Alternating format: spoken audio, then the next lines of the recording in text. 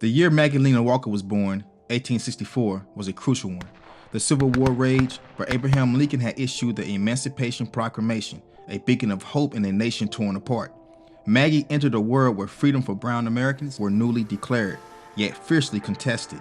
Reconstruction was underway, but so was the rise of the Ku Klux Klan and the oppressive black codes. This was the turbulent landscape of Maggie's early life, and it shaped her profoundly.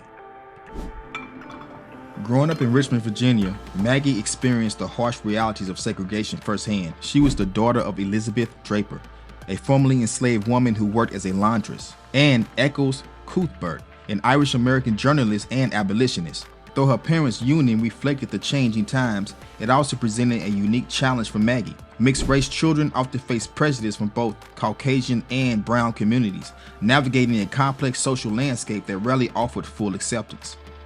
Maggie witnessed her mother struggle to make ends meet and saw the indignities brown people faced daily, from being denied entry to certain establishments to being forced to ride in the back of streetcars. Even as a child, she understood the weight of these injustices and the added layer of complexity her own biracial identity brought. Despite the promises of equality, she attended segregated schools with limited resources, a stark contrast to the schools afforded to Caucasian children. Yet, these challenges ignited a fire in her.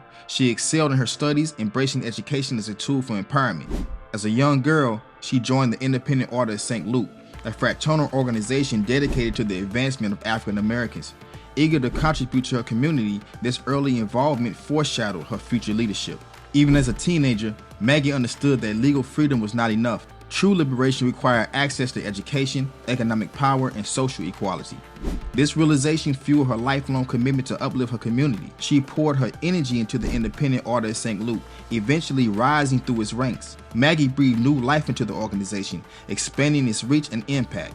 But she aimed for even greater change, envisioning a future where her community held economic power. This led her to establish the St. Luke Penny Savings Bank in 1903, a groundbreaking achievement.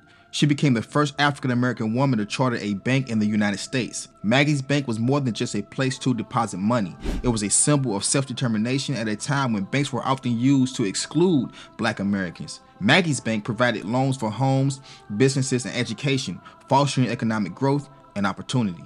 Maggie Walker's leadership in the Independent Order of St. Luke and her pioneering role in banking were acts of courage and resilience.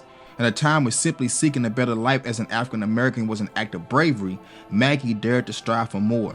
She understood that true well-being meant not just physical health, but also social and economic stability. Her legacy reminds us that the pursuit of a fulfilling life in all its aspects is a fundamental human right worth fighting for.